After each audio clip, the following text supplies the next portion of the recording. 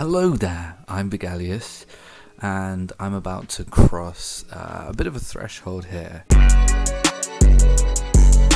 I love nerdy stuff. I love nerdy TV, films, video games, etc, but one border I've never even attempted to cross before was Doctor Who. Personally speaking, I'm not a huge fan of the fan base, typically anyway, and also I'm kind of on and off with the show. Like, there are some seasons that I got into and some seasons that I really didn't. Plus, my opinions on the show are not the same as many others. For example, my favourite Doctor was always Matt Smith, still is.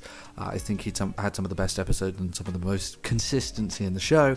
But I came back to it for Ncuti. I'm a bit of a sex ed fan, and seeing that he was going to be the Doctor, I thought that was an excellent choice. I dropped out with Capaldi because I just wasn't feeling it. There were a couple of really good episodes in there, but aside from that, I just wasn't feeling him as the Doctor. And I gave the Jodie Whittaker stuff a shot as well, couldn't really get into it. I came back for Ncuti because I love him in Sex Ed, and I think he's an awesome actor, brings some great energy, and that's what I thought the show needed. The Christmas special I thought was okay, but the singing, the fourth wall stuff really put me off. And then obviously the show came back this year for a fully fledged season. This is 8 episodes. We got the first 2 episodes in one bundle, and it's starring Ncuti as the Doctor and someone, I don't know the actress name, as Ruby Sunday, who is the companion, for 8 episodes of this show. Do I think it was good? Yes and no. I think we've learned, a lot of people have learned 2 things that I always sort of thought about the show, and I thought were very obvious from the start, and I think a lot of people are learning that now. And those 2 things are, firstly, Russell T Davies is not that great a writer in terms of sci-fi. I've heard It's a Sin is a tremendous show, that's great, but in terms of Doctor Who, like, a lot of people complaining about the writing conventions he's using now, but if you go back, it's the same. Like, nothing's changed in terms of his writing.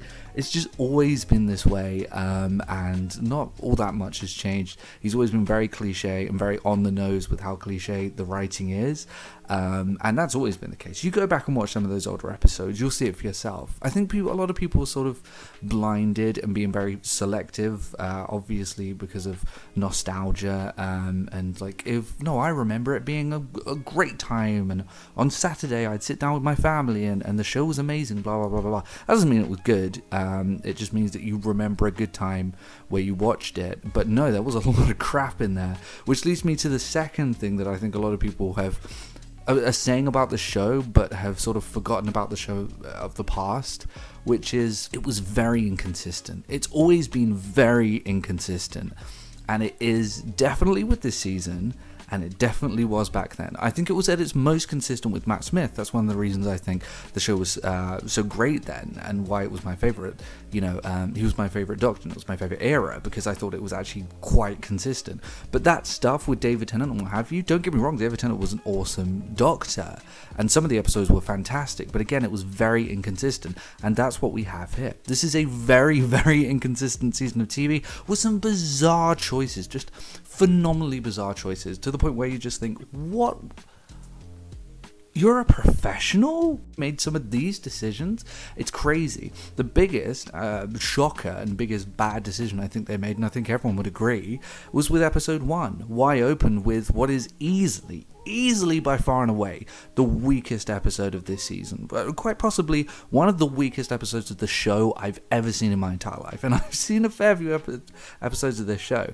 Just tremendously weak, awful. It's the Space Babies episode. They have talking babies. It reminds me of Super Babies. Curtis Connor had to bring that one back into my memory bank, and now I remember some freaky stuff. And now Russell has decided to bring that back for me too. It was awful episode, bad writing. Honestly, the babies were weird and creepy, the voiceover stuff, I just didn't like any of it. I didn't like anything about episode 1. Temperature fluctuations. If open up safe levels 10 to 16, try cost matching the CO2 exchange.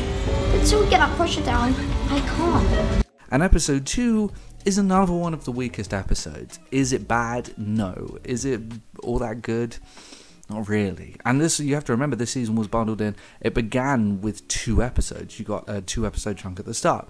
So opening with 2, I would honestly say the 2 weakest episodes of this season is a very odd choice. I mean, this is a reboot. You want to get people back into the show.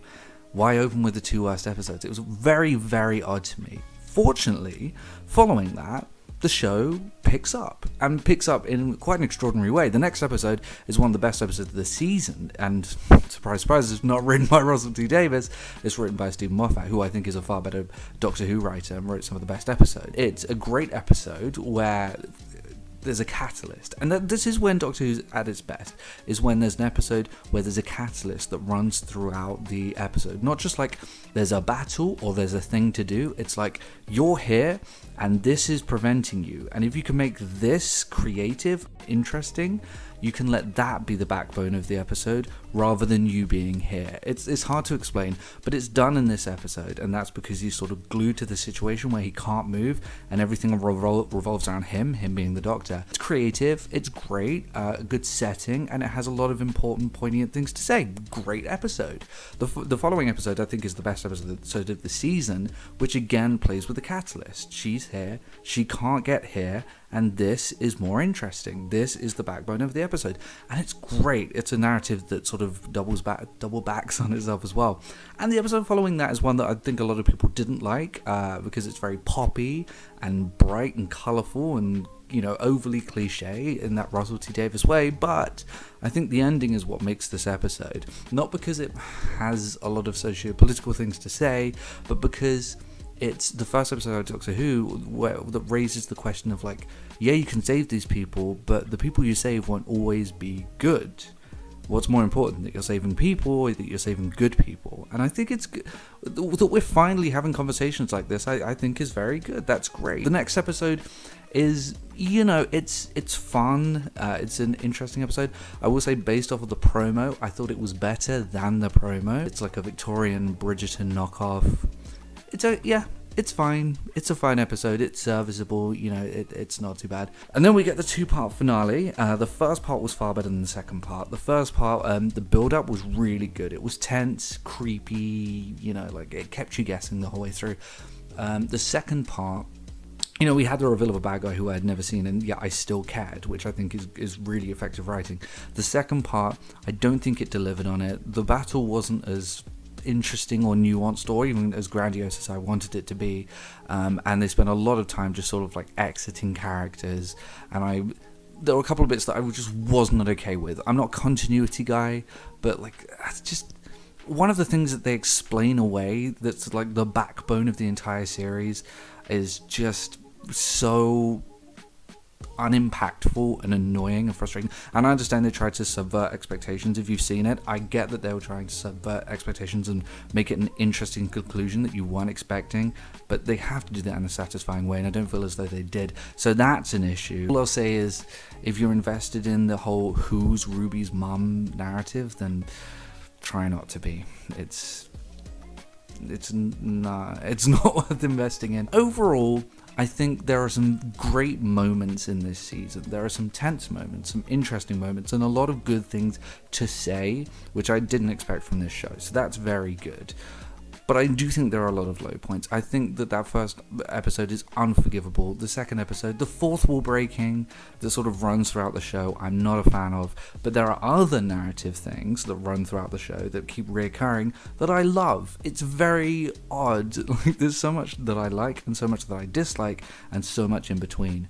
But I do think overall it's worth a watch just for those great high points.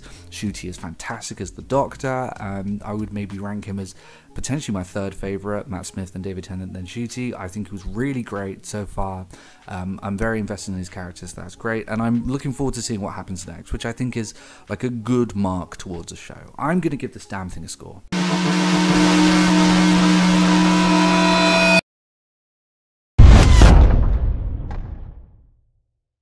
So yeah, I think that's a fair score, and I look forward to seeing what happens next. I'll see everyone later.